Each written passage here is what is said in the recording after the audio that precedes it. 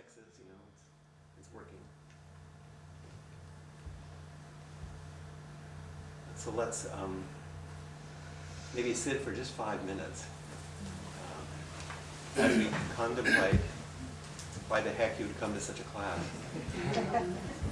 One of the most popular responses we've ever had on death.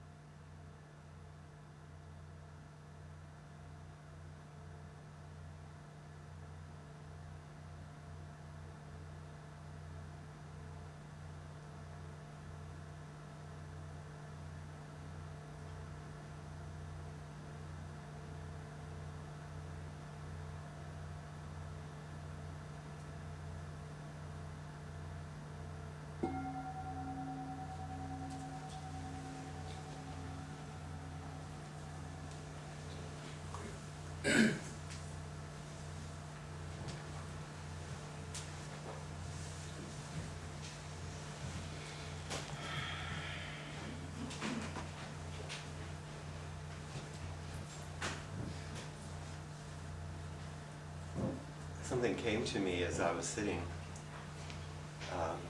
as it often does, and here's roughly what came. I say roughly because I didn't think it through completely or write it down.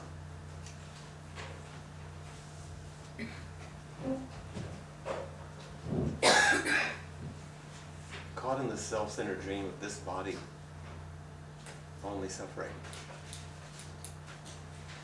Holding to self-centered thoughts and clinging to this body. The dream of permanence. Each moment, life as it is, the only true dying.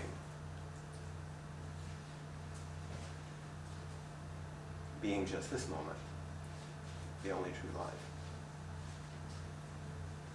You can play around with those 4 practice principles and think about them as reflections of living and dying, which they are.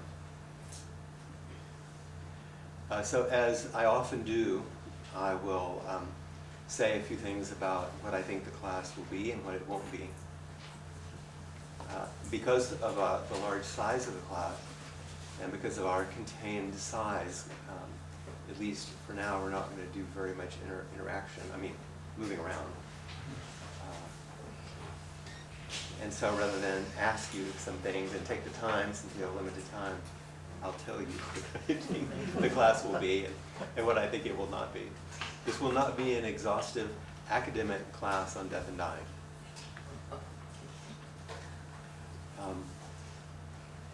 It will be a personal reflection, and you will have time to personally reflect on ideas, feelings, history, fears, hopes, dharma, around death and dying. And simply coming together to do that is a rare thing in this culture. As some of you probably know of, one of the things that's happening, it began, I believe, in the UK or in Europe, death cafes, and now happening here as well. And one of the other sanghas where I teach in Madison, Wisconsin, the Open Door Sangha there, last year, 2 years ago, they wanted me to start a post-retreat day on death and dying, and now it's continued every year. And it's one of the most popular things, oddly, once again. There's some sort of hunger to meet this. So that's what we're doing. We'll have 4 regular class meetings, which will give us a way to join together and meet some of these things that arise and move around death and around life. But once again, it's not something I'm teaching you.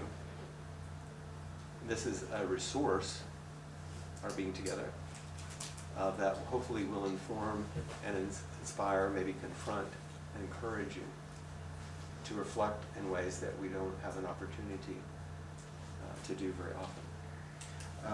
I have a few things that I'm going to give you tonight, and I hope I have enough of them because so many people signed up at the last minute. Even my copies last night may not be enough. One of them, and I'm not going to give it to you yet because everybody just reads. There will be 6 questions, which are basically prompts for your homework for next class. They'll all come from what I'm going to speak about tonight. And there's a little note before it that says, please bring your reflective writing in response to these prompts to class number 2 on October 6th. We will use what you have written as a basis for our work together. So you'll have writing homework for next time. So you'll start class, and then you'll be in class every day until December the 8th. Okay? You just won't be in the room unless you decide to come sit a lot, which is a good idea. It's a very nice way to continue the class. Then there are 6 different prompts on here, all of them very lightweight. you can imagine. And then there's quite a long list of what I call supplemental reading. There is no text. There is a list of readings that you might find interesting. And I'll be happy to say something about these if you have questions. And then there are some more little goodies you'll get along the way. But you're going to get an overview piece and your homework to take with you for tonight. Is that enough, you think, to get us started? Any questions? Concerns? Need for fans? Yes? Can we just not worry about getting a piece of paper tonight if you'll send it all through email? I'm going to give you the paper tonight, and I hope I have enough. But if for some reason there's not quite enough, I'll make sure that there's a place where you can retrieve copies. And I will also say up front that almost all of the photographs are mine, other than these initial ones, which are Cassie's, and several of them, and historic ones, which you'll see, which I obviously didn't take. But a good number of them are just for credit. I'm wondering what inspired you to offer this course right now? Oh, good question. She said, what inspired me to offer this course right now? 3 things. The first is that there is a large group of people at the University of Texas, many of whom are retired professors or faculty, called the LAMP group. Some of you know, right? Some of you may be members. And they asked me to speak on this topic. And this first presentation is not totally, but largely what I offered them. Because they asked me to speak about what I had learned in working with people who were dying, which was some of what I did for a long time. For those of you that don't know, I worked full-time for many years in the field of behavioral medicine, especially oncology care. So I was working with people who were dying. I say that I'm a PhD clinical psychologist. I've never spent one day in my entire 40-year career on a psych floor in a hospital, not one. But I spent years, decades, on medical surgical floors. That's where I spent my time. Number 2, the classes that I did in Madison suggested each year in the retreats that there was an interest in this. And so I began kind of retouching on the things that I had learned and how to inform my Dharma practice from working in the hospitals in the past. That was number 2. And then number 3,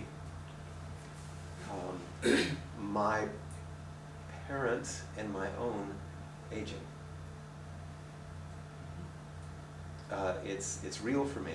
I realize that I am exactly the age when I remember first starting asking about ages of my grandmother. And I thought, wow, 63, that's really old. And when you're 5, it is. It was the first time I started thinking about age. And I remember she was in her early 60s.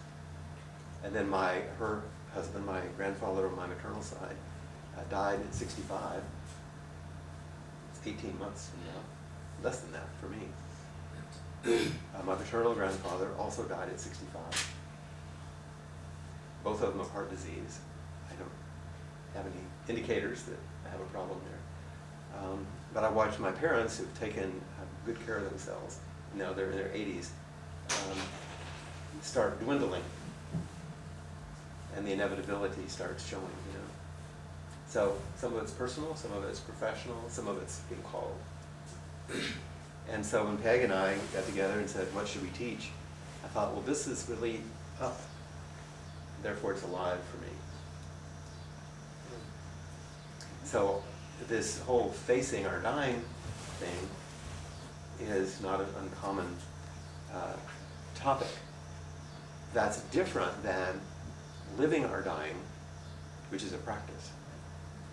Facing our dying is a topic that you can read about, learn about, reflect on. Fly. But living our dying is a practice.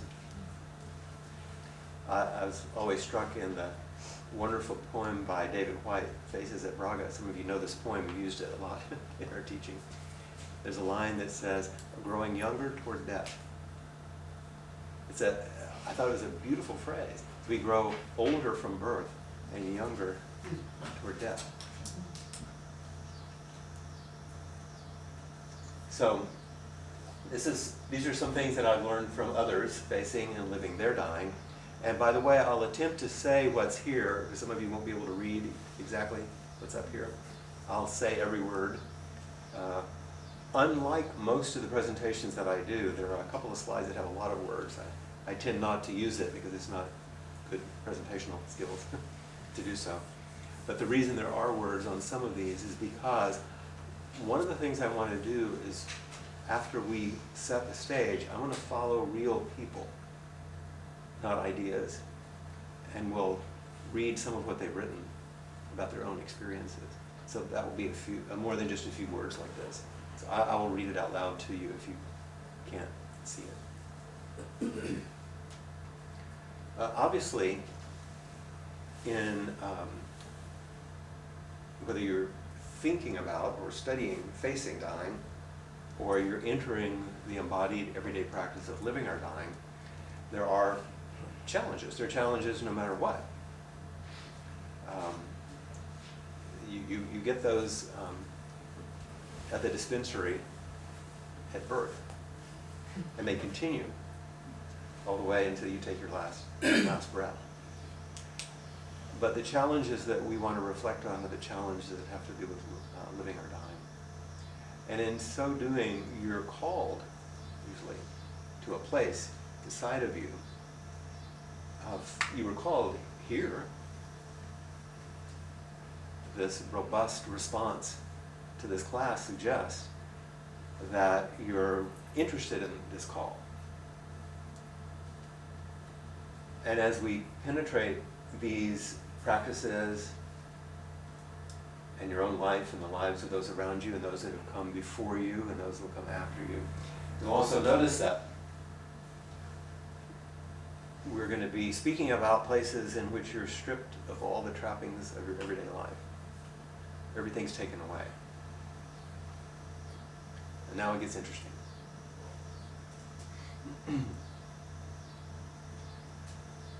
Because this is a practice of being left naked.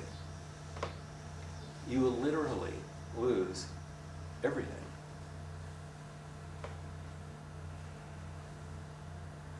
You think, who is the person closest to you right now sitting in the room? And there are a lot of people close by. But just someone comes to mind. Like, oh, there's Jenny or somebody. That person will die, either before you or after you. But you don't know when. And so will everyone else. There'll be a time when Peg and I can't leave the Sangha. For health reasons, for whatever reasons. But eventually we'll die. This house won't stand forever. No matter how wonderful it is and how much we love it, this house will be destroyed.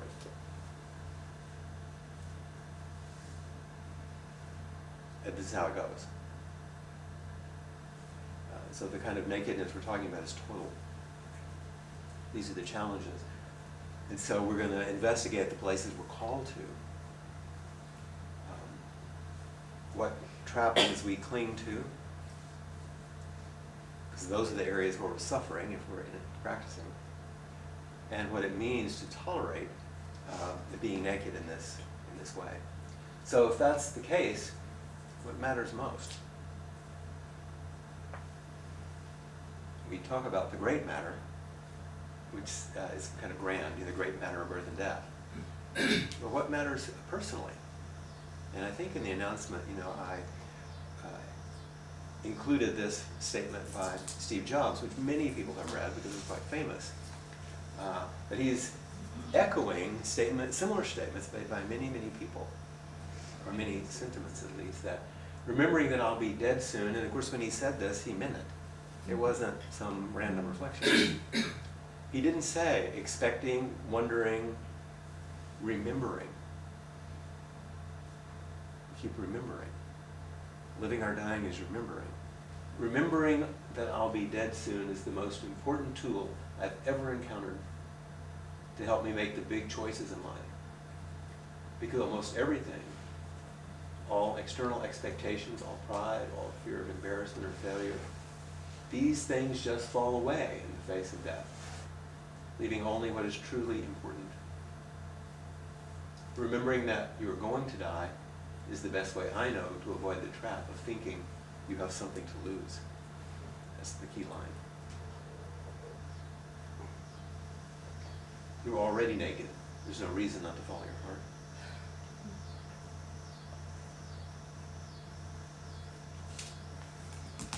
Thinking that you have something to lose is what we mean by grasping. You don't own anything. There isn't anything that's actually yours. And it's all going to go anyway. At best, I think we are gifted stewards of a life. So how are we going to follow our heart given that? Rather than, this is mine, I'm going to hold on to it as long as I can until it's ripped from my sweaty little hands, you know, or more like my rigor mortis fist, you know.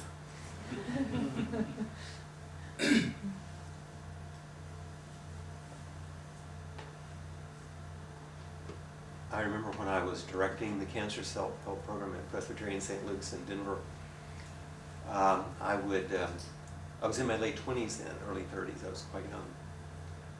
And I would go to, I was young, so I'd go to parties, or go to events, you know, and people would say, oh, what do you do?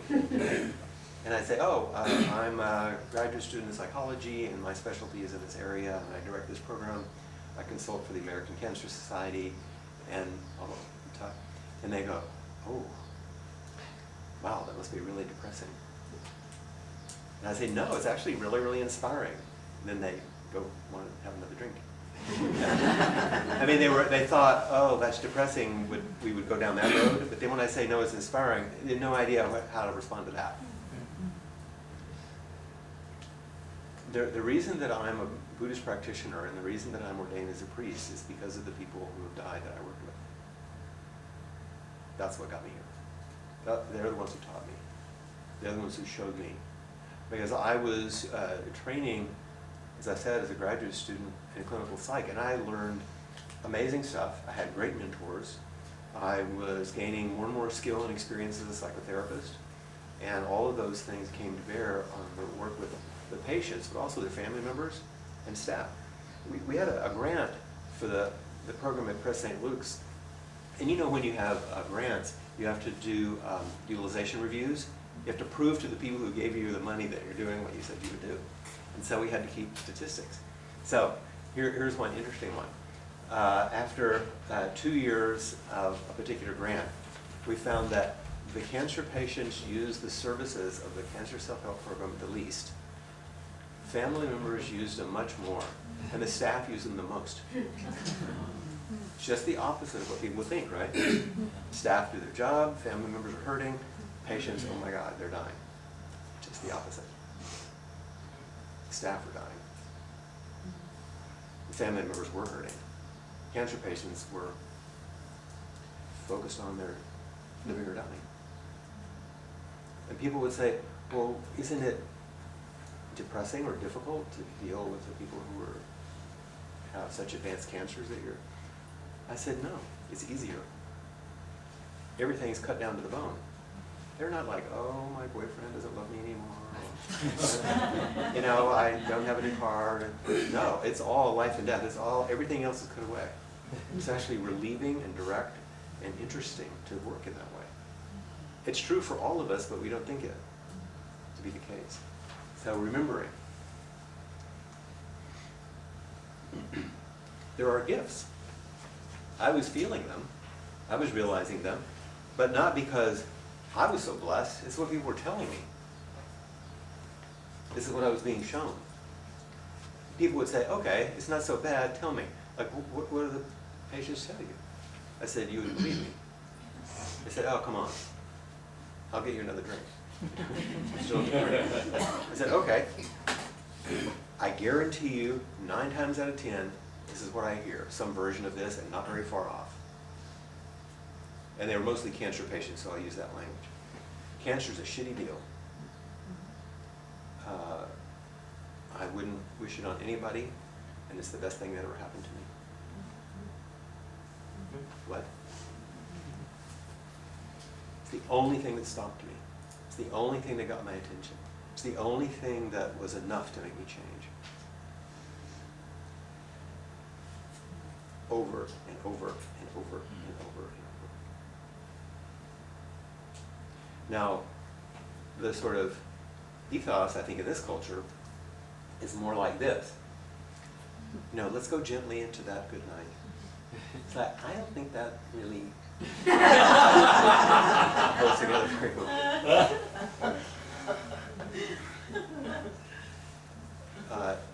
It's just not the way it goes.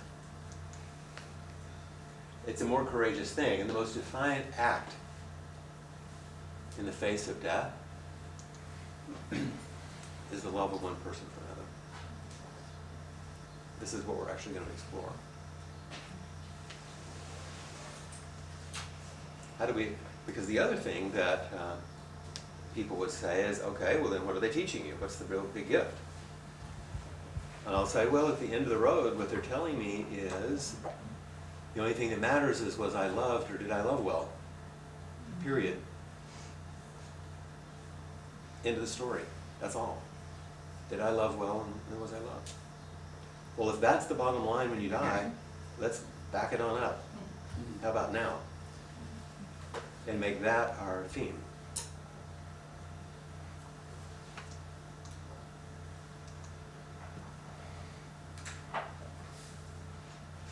And hopefully we can open this up way beyond sentimentality, romanticism, emotionality.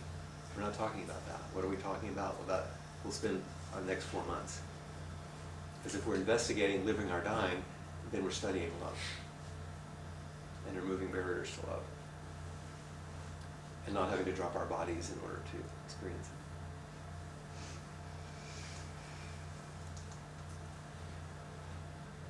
But that means it's not just studying the one dying, not just studying the ones who are left behind, because there's always someone dying, there's always someone left behind. And each sort of side of the fence, if you want to say it, is going to teach us something.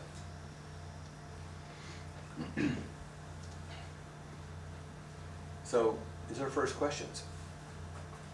As we face these things, the challenges, the gifts, how are we met? And how are we held? It's easy to think about these things if you're contemplating like helping someone or being with someone who is ill or facing death, right? How can we meet them? How can we hold them? But I was also hearing this from patients about their family members and their medical treatment staff. How do they meet their staff or their family members? How do they hold them? It was a two-way street. It was a relationship. It's not a one-way caregiver, care receiver. So these are some of the questions I'm going to ask you to ponder more deeply. Because this is the enactment of love. This is the enactment of our practice. Since our practices are fundamentally and consistently relational, then we have to ask relationship questions. How are we met? How do we meet another person?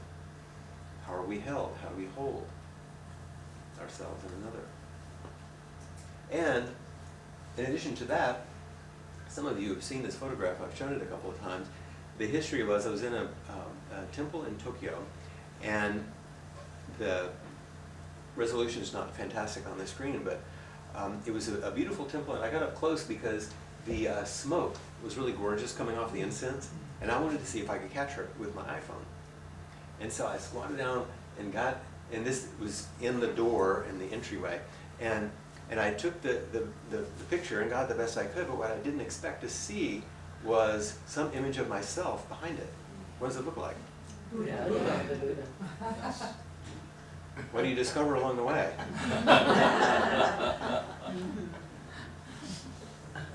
Who are we? Who are we really? In this meeting, in this holding? Who do we meet? Who's met?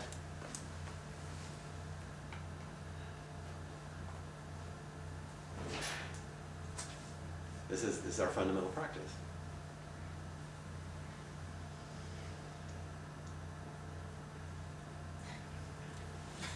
A great teacher on death and dying, Woody Allen. And you know the famous quote, right? It's not that I'm afraid to die, I just don't want to be there when it happens.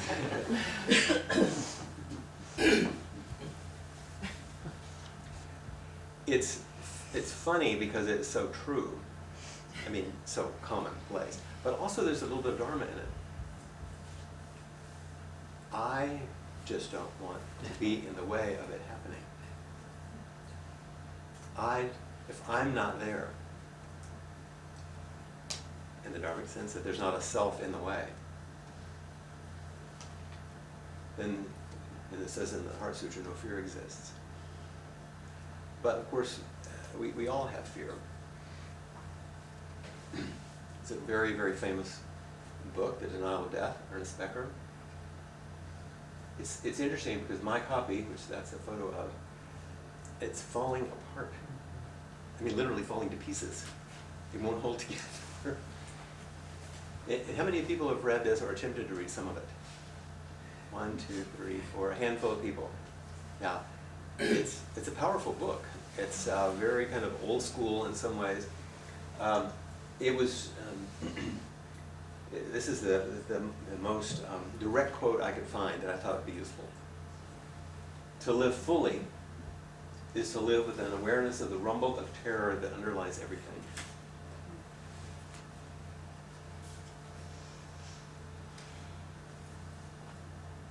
I don't know that that's necessarily the way it has to be, but one of the things that Becker makes a point of is that we remember our animal nature, and that no animal on the earth wants to die, and all animals are designed in some way to defend themselves and protect themselves, and there are many systems in place, especially in mammals, and you can see it in other mammals at least, because we're of the same DNA, how we protect ourselves and become terrified and have an autonomic nervous system that can react or shut down in response to trauma and terror. So there is this physiological animal self that we have to deal with. Basically, what the book says is that all suffering, really, but he talks about psychoanalytic or psychiatric suffering, is all based on the denial of death. That everything at its base is based on this fear. It was published in 1973. He received the Pulitzer Prize, as you can see, and Becker died in March of 1974 at age 49 of glioblastoma, brain tumor. He was giving his interviews about the prize and the book as he was dying. He didn't write it knowing he was dying, but it was his gift. Don't you love the look? There's a well-known poem which some of you probably know. I'm not going to read the entire poem, but there's a piece of it that is maybe a more gentle reflection on this terror. And there are kind of questions that more reflect the kind of things that I've seen in my experience. When it's over, I want to say, all my life, I was a bride married to amazement. I was a bridegroom taking the world into my arms, holding, being held, meeting. When it's over, I don't want to wonder if I have made of my life something particular and real. I don't want to find myself sighing and frightened or full of argument. I don't want to end up simply having visited this world.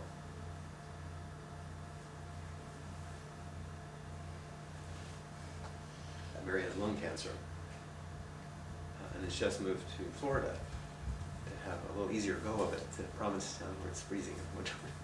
Apparently doing okay at the moment, but she's still smoking. She said, the doctor told me I could.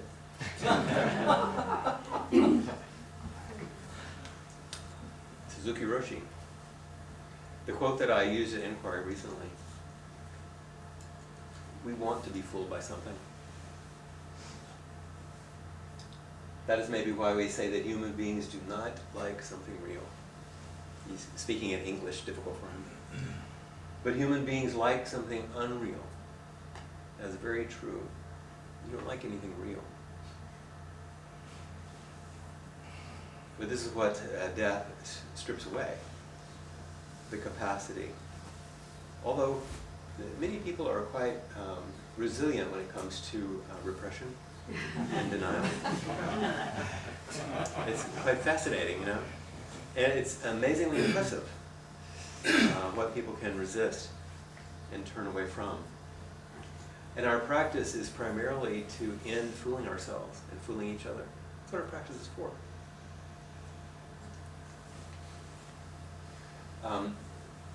Many of you know these, but I wanted to review them very quickly. In order to not be fooled is why the Buddha sat under the tree. How do I understand illness, old age, and death? How do I not be fooled by a beautiful, perfect life in the palace where I live?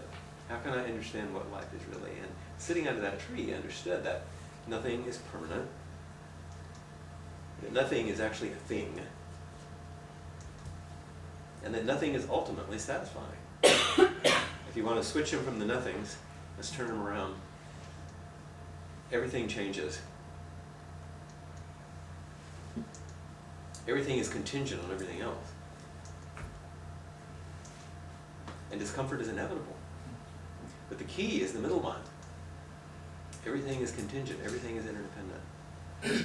So we have to understand how these things relate to each other. And I've also used this metaphor before, some of you are familiar with. We look at these two sides of the fence, hope and despair. And most religion, I'll say, wants to privilege hope over despair. In fact, we think that hope will triumph over despair and we'll be able to rest in hope.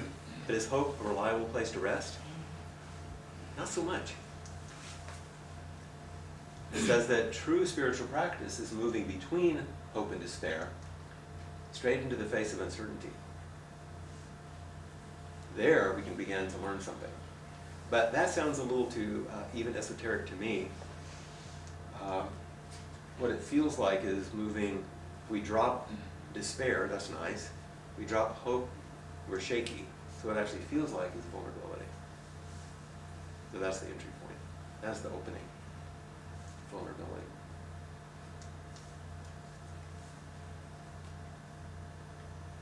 We don't have a Han here because we respect our neighbors. They're quite loud. But some of you know that these are the instruments that are hit with a mallet, and they're hit in these center places. You can see where they've been hit. And there's a poem that's translated variously in English. Great is the matter of birth and death. All is impermanent, quickly passing.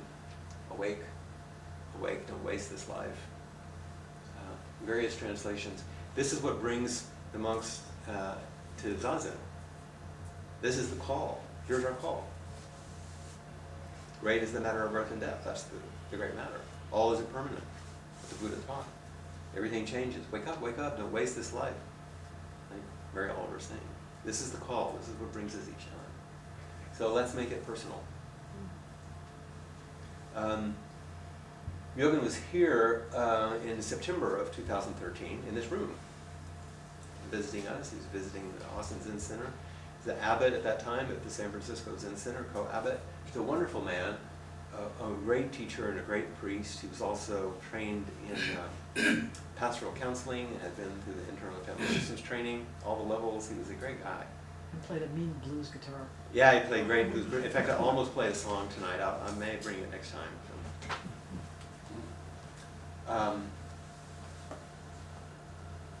Let's follow him a bit. A week after he was here?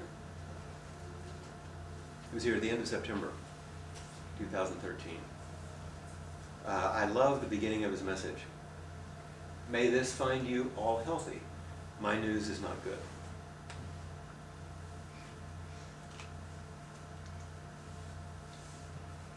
Today, after 2 weeks of increasing pains and weakness, in fact, when he was here, he thought he had the flu. Yeah. He was not feeling it. Lane and I reviewed the results of last Friday's CT scan with Dr. Zhang, oncologist at Kaiser Santa Rosa. The symptoms and visual evidence are consistent with pancreatic cancer stage 4. There are lesions in the lungs, liver, spleen, and the mass on the lower end of the pancreas. Biopsy results will be forthcoming with more precise detail, hopefully by the end of the week, with chemotherapy beginning next week. Dr. Zhang believes that if left untreated, I could expect to live 3 to 6 months. Effective chemotherapy should improve quality of life and perhaps double life expectancy, 6 months to a year. My extended family has already been informed of the situation, and I look forward to your support as I rearrange my planned activities to take the best care of this body and all the relationships that are so important and rewarding, especially those with each of you. Love to each of you, Yoga and Steve. So this went out as soon as he heard news. With that letter were 2 short poems with that same message. This was one of them, from Dogen. To what shall I liken this life? Moonlight reflected in dewdrops shaken from a crane's bill. What a beautiful and just momentary image. This is actually this supermoon taken from the wharf in Molokai looking towards Maui. One evening, to what shall I liken this life? Moonlight reflected in a dewdrop shaken from a crane's bill. This is the mystery. And we have tissues back there? You gonna pass them out? If anybody needs them. I know we need them up here.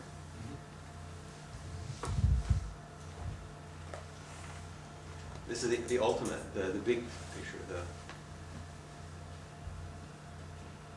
and quite a lovely piece of poetry. With it also came this piece of poetry. This is at the Gumbo Festival in the Treme in New Orleans. You see the back of Aaron's head right there. It says to the funeral home, but really it's just a bar. It's New Orleans. So Vince Mugen was a blues guitar player. This is the other thing he added from Blind Lemon Jefferson. I got trouble in mind, Lord, believe I'm fixing to die. I got trouble in my mind, Lord, I believe I'm fixing to die. Well, I don't mind dying, I just hate to leave my children crying. In one of his Dharma talks, he plays guitar and sings the song. That's the one I was looking for. You know, to hear him sing it. It's not in his last Dharma talk. So this is the ordinary, this is the everyday, this is the relational, this is family, this is an esoteric spiritual things. Both are important. The mundane and the sublime, the everyday, the absolute, heaven and earth.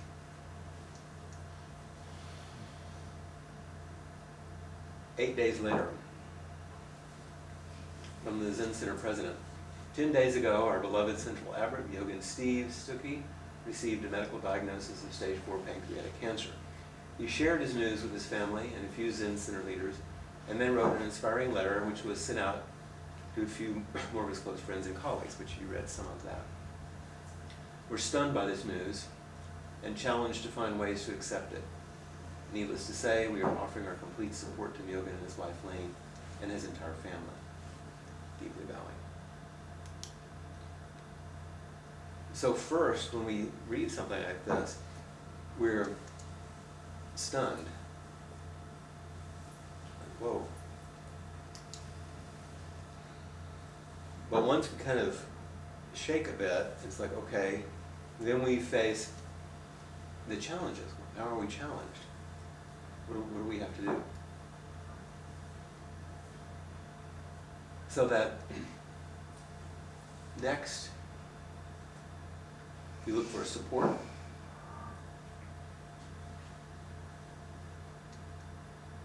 And bowing deeply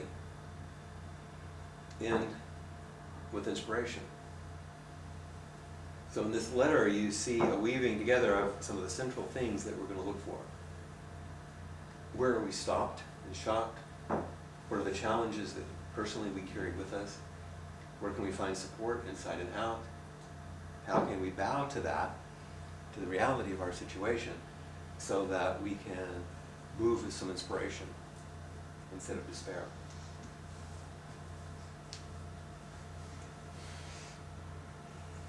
The gateway to this way of being requires both courage and creativity. Now, courage is something that we think about a lot in facing something like this, but we often don't think of Zen practice as a practice of creativity. We think of the Zen arts as creative, but actually the mind of awakening and the awakened heart is an act of creativity. It's an act of profound opening and using everything we have to shape a life and to face death, given this body, these conditions, these relationships. It's a massively creative effort to live a life. So this is the gateway.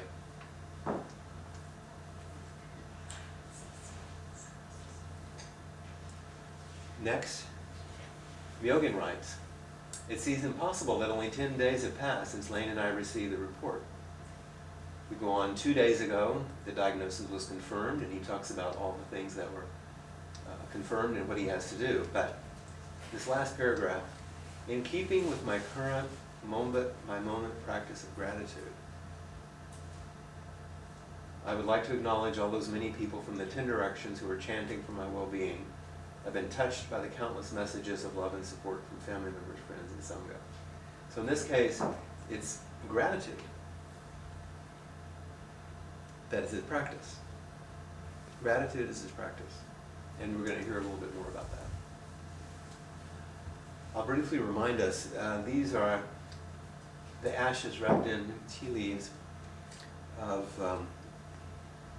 my good friend Candace Rush, who wanted to be buried at Huihalana in Hawaii, part of her anyway. She loved the place and would come to retreats there. This is a little stone that we found that would mark her ashes site. Those ashes were taken and buried in the ground, the stone's on top of it. And then in a traditional Japanese ceremony, you use a dipper and water on the stone, each person. So, is anybody here for that? Peg, were you there? Peg was there. Anybody else?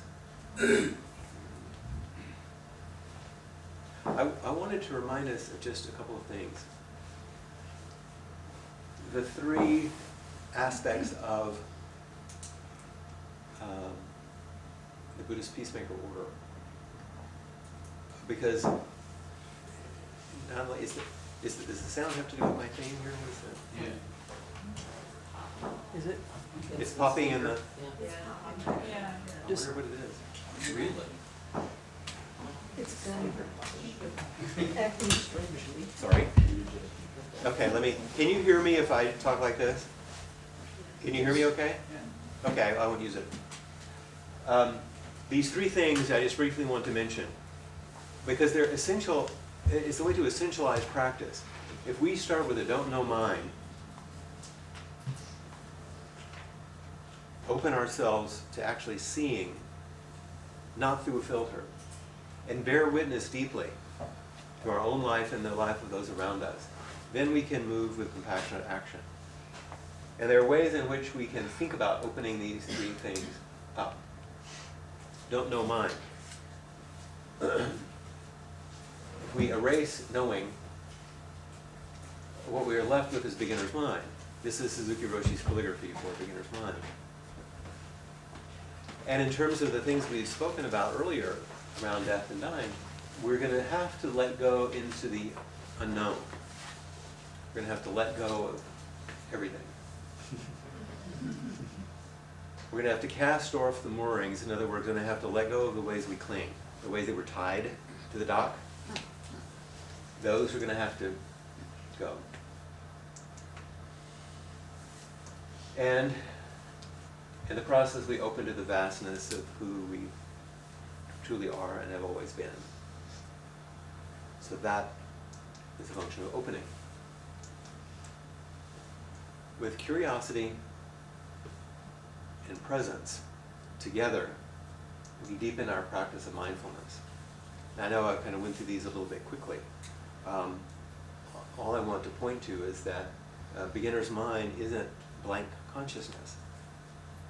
It's a way of letting go, opening, freeing. It's an active, engaged process of deep and unending curiosity, full presence.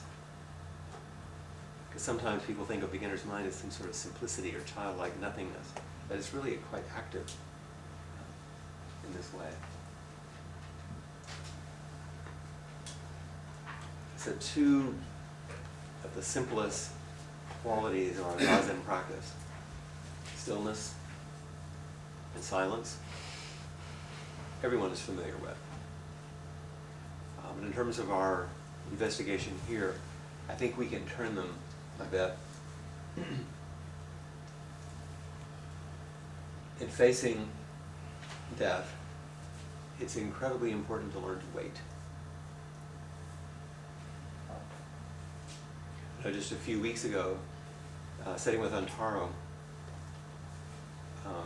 alone, and many of you have had this experience, I know, just watching him breathe, or not, and waiting to see if there's going to be another one. It's a lost quality, I think, in this culture, to just simply wait. And we can talk certainly about silence, but the more challenging aspect of silence is to resist fixing.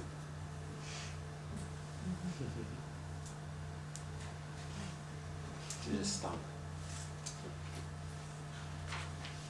Now, there are times, of course, not to wait, and there are times to act, but I think these are very important qualities that get called forward as we face death, so that we can bear witness deeply.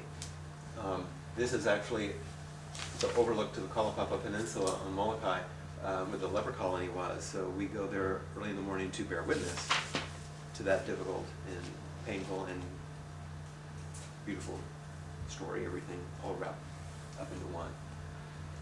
But bearing witness ultimately is just the practice of turning toward, learning to turn toward each moment.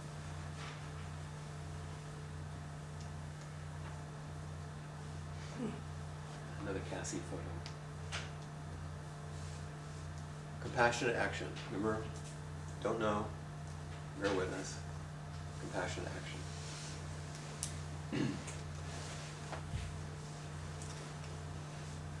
I love this definition of compassionate action. Cooperating with the inevitable. Now, I think it was T.S. Eliot said, humans cannot bear much reality. Same thing Suzuki Roshi said. Yeah. You know? And John Tarrant, another Zen teacher, said, there are no circumstances under which it is wise to refuse life. That doesn't mean you lay down and do whatever life is, but to refuse it is going to cause you a world of hurt.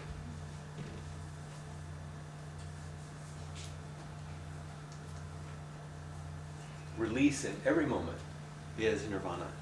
Release in each moment of the breath, of this thought, of this feeling, of this moment. Release in every moment is nirvana, is peace. And it's finding life in death. Clinging is suffering. Release is peace. And this brings it home very, very closely. Once again, a few too many words, but November 20th, a couple of weeks later, I've been listening deeply to this body-mind, so now I don't know how it's going to go. Bear witness, compassionate action. What does that mean for himself? I've been listening deeply to this body, mind, and soul, searching whether to continue with more of this chemical intervention. As of yesterday morning, I've decided to not do more chemo, and instead have begun working with Memorial Hospice based in Petaluma as I continue to respectfully engage in the process of dying. One can't exactly say where such a decision comes from, but I feel more clarity and relief since deciding to focus on palliative care. It's been 8 weeks since I received this diagnosis. Every day has brought new situations and opportunities for learning, and this will continue in the remaining weeks. I appreciate your understanding that my energy will continue to diminish as time passes, and so my ability to respond will become increasingly limited.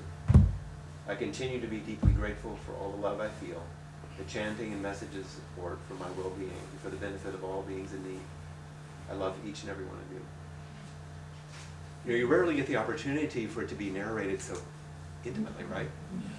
And to reflect the teachings so clearly. And then when you look back at the 4 practice principles that we chant all the time, that every one of you knows by heart, they take on a different meaning. We won't linger here. I just want to remind you that just as I did in the beginning, my own reflection, that they're speaking about this very process. What a statement to make. My death asks so much of you. Please accept this as a teaching for yourself and for our Sangha. Accept with gratitude.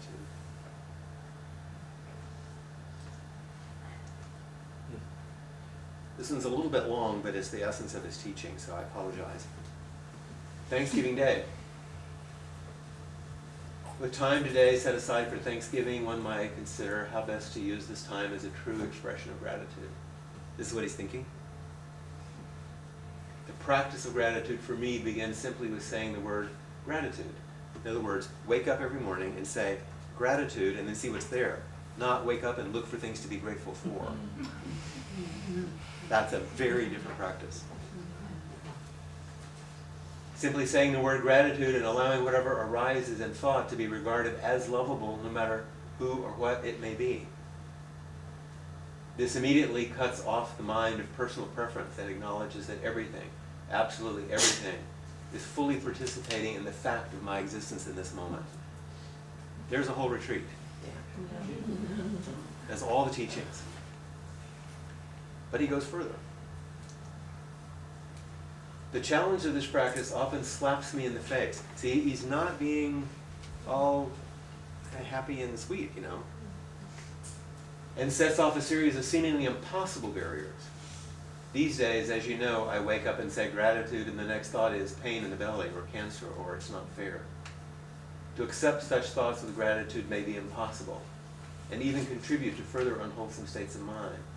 So it is realistically healthier to enter this practice by creating a field of positive energy, by first naming what you know from experience is nourishing for you.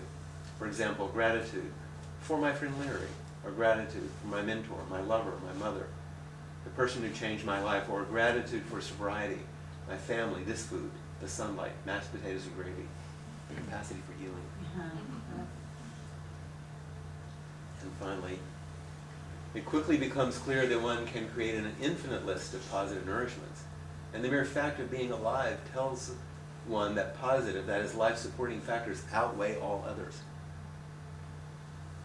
When you're dying, you remember that positive factors outweigh all others because you have a life. That's your evidence. It has nothing to do with what you think, or hope, or wish for, or believe, or judge. The fact of your life tells you this.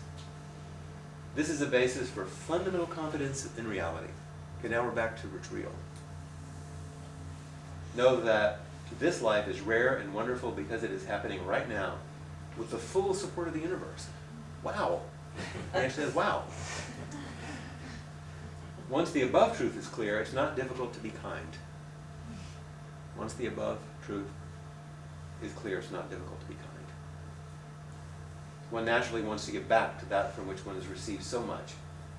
And since one has received and is now receiving so much from the mere existence of each other, is a perfect time to say thank you, or I love you, the equivalent.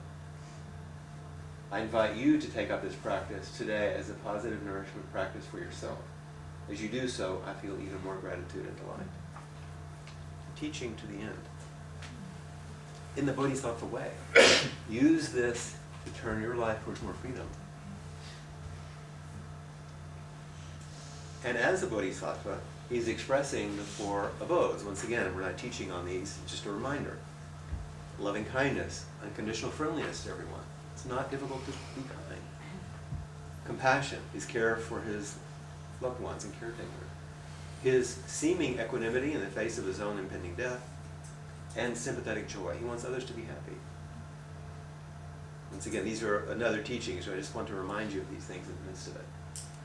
December 15th, he steps down as abbot because he can no longer maintain his work, and he can't even come to the ceremony. So, just as they would do in the 12th century of the Dogen, they could Skype him in. They were able to put on his robes, and here's what his Dharma brother Norman Fisher said to him through the screen and through the microphone. Birth and death is truly a great mystery. Here in an instant, gone in a flash, your courage and joy in the face of sickness and death is your best and most thorough teaching. We've all been receiving this profound Dharma and taking it to heart. Having received it, none of us remains the same. Being grateful on every occasion, from now on, we understand this. Thank you. What remains? This is one of your questions for the month. What remains? This profound teaching. His brother, this is not his brother, it's a Dharma brother, but I like the picture. His actual brother said, over the years you've taught many of us to grab and hold on, and that holding on relies on its partner letting go. Some years ago, members of our family had a summer get-together in Colorado. We decided to go whitewater rafting. Another raft collided with ours as we navigated the rapids, and Steve tumbled out into the rushing water. As several of us grabbed a hold to pull you back in, I happened to have hold of your ankles. The guide told me to let go. We couldn't pull you back in the raft that way. I had to let go to get you back on board. Holding on and letting go. What does it mean if I've still got my arms firmly grasped around your ankles? Holding on and letting go. What does this mean? What is your habit pattern? What are you going to learn about holding on? My great friend Carrie Took, that was her last retreat in Switzerland, where I'll be going on Sunday. And from Norman Fisher's book, if you want to understand suffering, love. If you want to understand love, you have to face suffering. This was during a journaling time in the afternoon in practice. The retreat before in the UK, she and Mark, when she was looking a little healthier. And the bowl she used in her garden with her flowers and one of her scarves with her ashes that Mark was taking to and fro. What remains? How do we understand this holding on and letting go?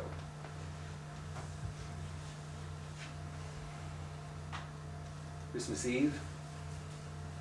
His assistant says cancer is a hard bedfellow to love. It breathes with rotten breath, steals all the covers, pushes one into the lumpy part of the bed, and then right up to the edge. It may not always have final or clear-cut results, but then again, it often does. Any degree of equanimity in this situation seems so difficult, and yet I watch as Steve continues to put his effort in studying this body-mind and staying with this particular experience of pancreatic cancer. I'm witness to his commitment to finding that unlikely and changeable place where mental clarity and pain control meet. I see his effort to show up and appreciate it. And in all this, Steve is getting weaker, losing weight, and not able to stand unsupported or eat much, and not sleeping for long stretches. It's hard. Cancer is hard. This is hard. May all beings find a place of ease and comfort during this, often emotionally complicated time of year.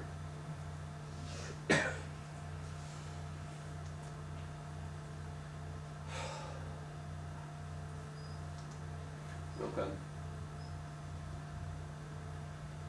love and death are the great gifts that are given to us. Mostly they are passed on unopened. One of the reasons I'm using Steve's life is because you see what it's like to open the presents. And it's only one life, but it's worth reflecting on as we enter this. It's Father Damien's grave in Molokai.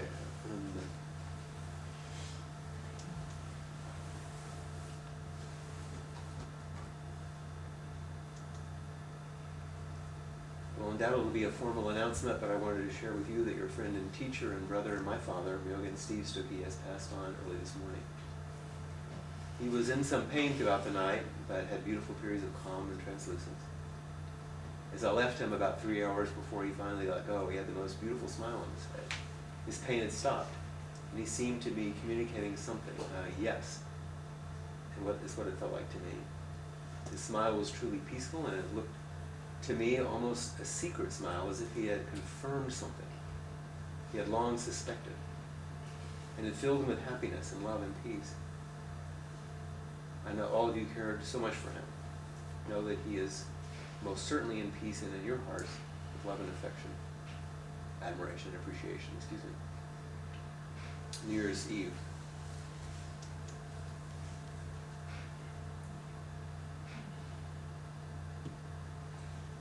And the body is prepared for cremation. Anyone know this phrase? Osakini. It's what you say in the formal tea ceremony. If you're the guest of honor, and there's always a guest of honor, and the guest of honor is given the first cup of the person who is leading the ceremony, and that person who is receiving it as the guest says this phrase.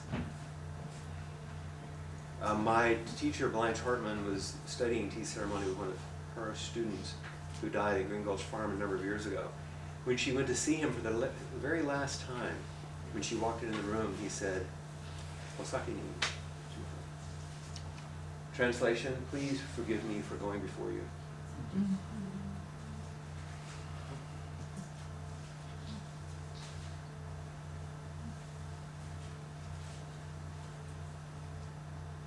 It's an interesting practice position, isn't it?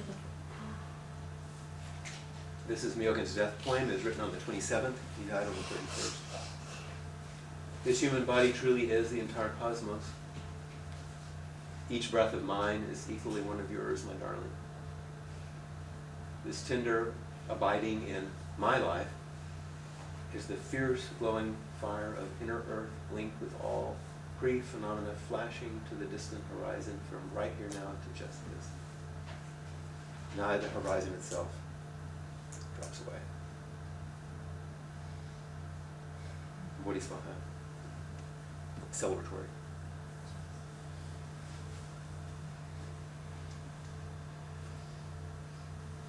And another death poem from another monk, which I think summarizes it really well. Empty-handed I entered this world, barefoot I leave it, my coming, my going, two simple happenings that got into it. It's lovely, isn't it?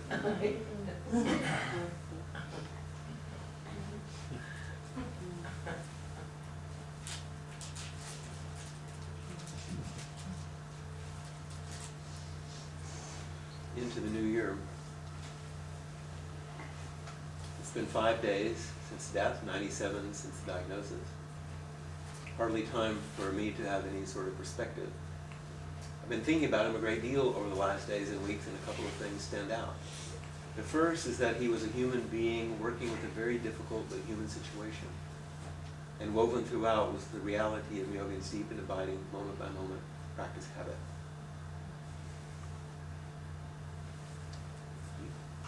A human being working with a difficult and human situation. This is our practice. The second is my new understanding of the words no birth and no death. I cannot say how anyone else felt who was in proximity to Myogen during his last hours, but as I make my way home with these moments, I feel that while he was doing what we call dying, he was also being born. He was being liberated. The third thought that I need to harness comes from Lane's statement 2 days ago. The only reason I was able to manage these last months was due to the fact that people were supporting me and us by chanting and praying and sending their love and support. Please know that all of those communal services and private moments of love and support were felt and cherished. It could not have happened in a way it did without all of you.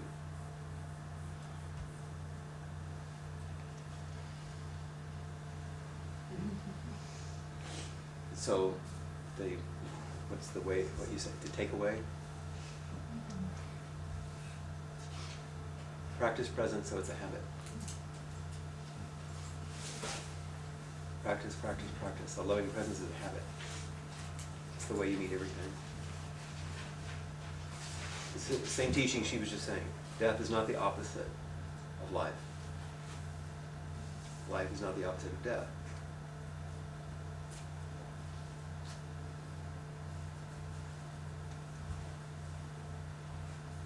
We can't do it alone.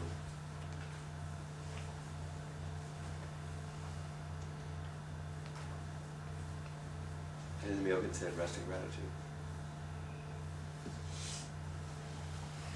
If we simply learn these things over the next few months, that would be sufficient.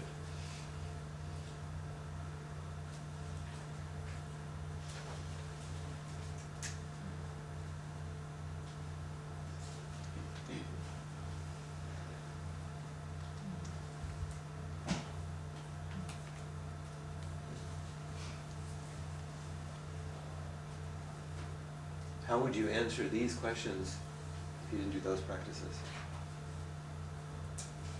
If you do these practices, you can answer these questions.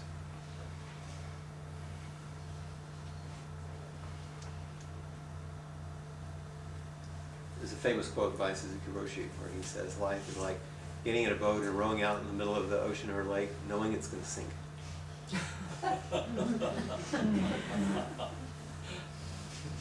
And guess what?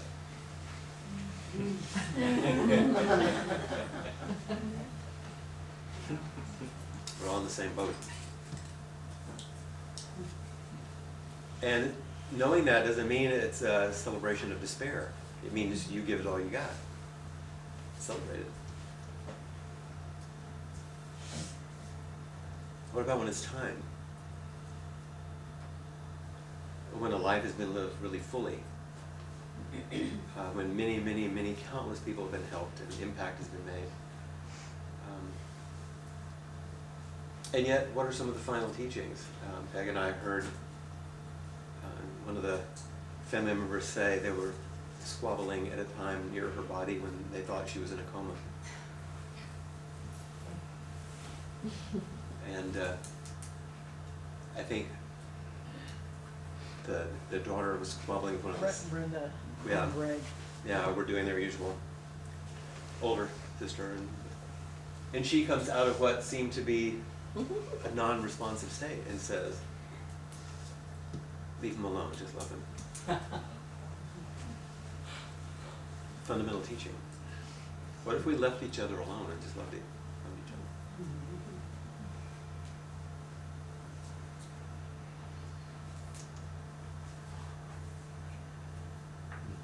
Some of you knew Kyle McNeely, and you may not have known Sam, but you might have known his mom.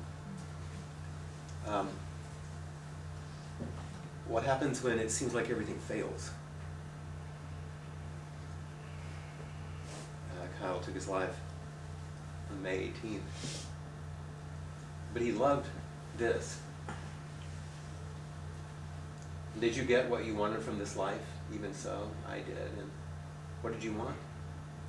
To call myself beloved, to feel myself beloved on the earth. It's those final questions, right? We were very close and had a wonderful relationship, and the distorted state of mind he was in, the last text I got from him was, you never really loved me, did you? That was what he was grappling with. That was what? That's what he was grappling with. It wasn't the reality of our relationship, but he said, you can't text me this, we gotta talk. Of course, he wouldn't answer my phone calls or anything else. Sweet, sweet young man. And what happens when it's completely out of order? Sam left with his best friend's mom and sister to go to the beach, and he sent this selfie from the front seat where he died.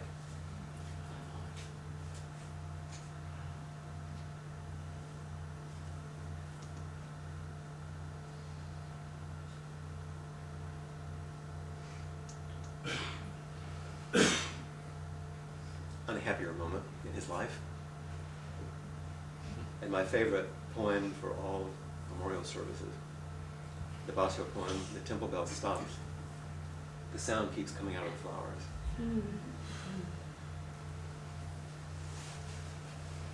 So we deal with these tugs, our longing for life and love and continuation of life, our fear, it goes right along with the longing. Our grief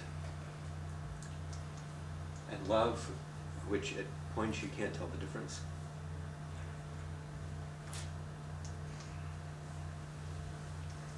And so we're reminded of the phrases that we had before. If you want to understand suffering, learn to love. I've altered them a little bit. If you want to understand love, be willing to face suffering.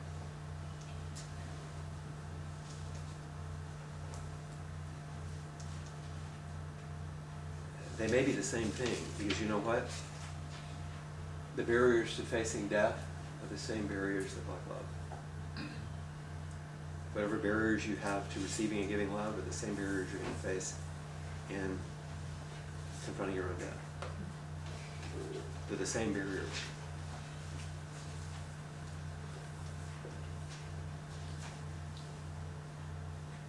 The phrase that we use here, life and death are of supreme importance. Time passes swiftly, and with it our only opportunity. May we all endeavor to awaken, to not squander our life. This is the whole deal.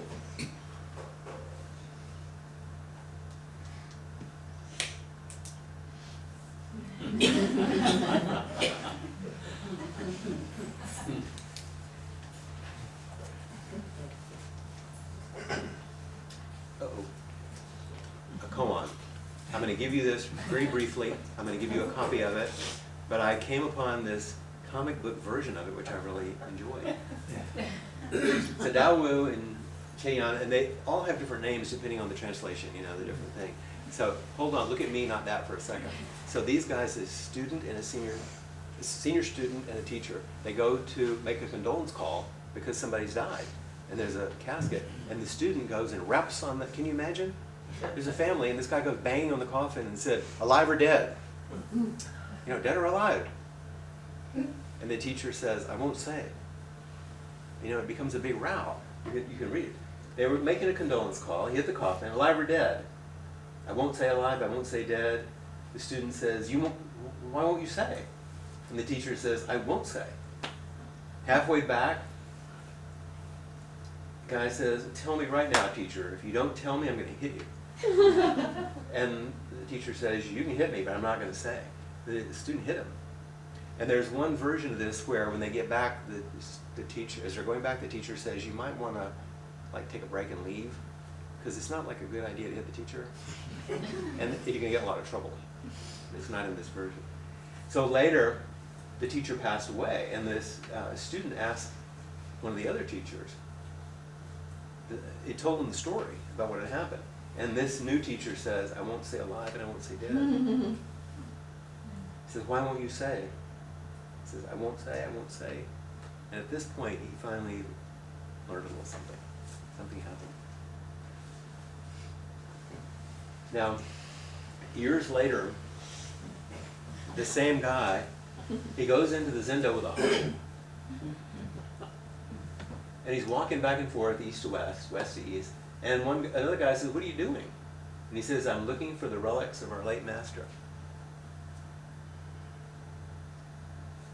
And he says, a weird Zen thing, "Vast waves spread far and wide, foaming billows flood the skies. What relics of our late master are you looking for?" And one of the other commenters on this says, "Heavens, heavens." Another comment says, "This is just where I should apply effort." But the one I like at the end, the late master's relics are still present. And the final verse, and by the way, I love, the illustration is the entire verse. Here's the verse. Rabbits and horses have horns, oxen and rams have no horns. Not even the most minute hair, not even the finest tuft. It's like a mountain, it's like a peak. The golden bones are here now. White waves rear up to the heavens. There's no place for anything to stick. With one sandal he returns to the west and is lost forever to view. So we're not going to go into this right now. We're going to follow it up later. Because obviously this is like, what the hell?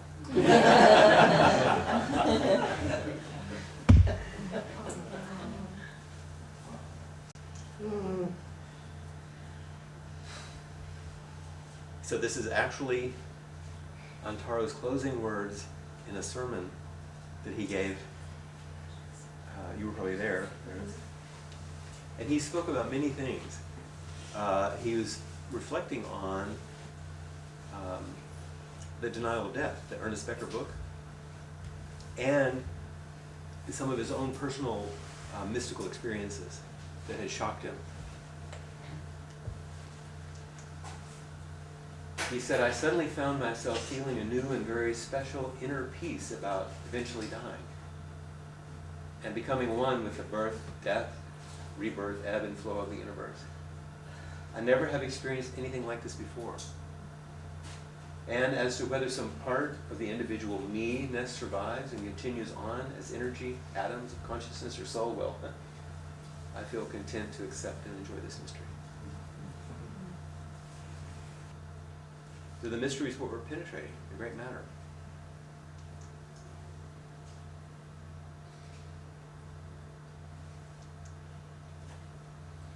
I'm going to read a poem that I'm going to give you about the mystery. And this is a poem by Marie Howe. It comes from a collection that some of you know called What the Living Do. And it was written in response to her brother's death from AIDS. And this particular poem is about her brother, so you have the context.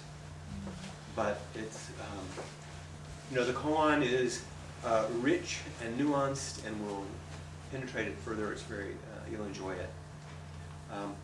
This is easier to penetrate, but it's the same teaching. You know me, I like to give a contemporary one with an old one. The Promise, Marie Howe. In the dream I had, when he came back and not sick but whole, and wearing his winter coat, he looked at me as though he couldn't speak, as if there was a law against it, a membrane he couldn't break. His silence was what he could not do, like our breathing in this world, like our living as we do in time. And I told him, I'm reading all this Buddhist stuff, and listen, we don't die after we die. Death is an event, a threshold we pass through. We go on and into the light forever. And he looked down and then back up at me. And it was the look we passed across the table when Dad was drunk again and dangerous.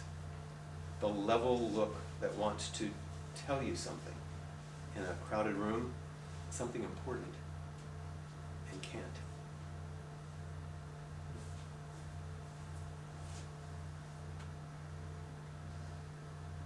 In the dream I had when he came back and not sick but whole and wearing his winter coat, he looked at me as though he couldn't speak, as if there was a law against it, a membrane he couldn't break. His silence was what he could not do, like our breathing in this world, like our living as we do in time. And I told him, I'm reading all this Buddhist stuff, and listen, we don't die after we die. Death is an event, a threshold we pass through. We go on and into the light forever. And he looked down and back up at me. It was the look we passed across the table when Dad was drunk again and dangerous. And the level look that wants to tell you something in a crowded room, something important, and can't.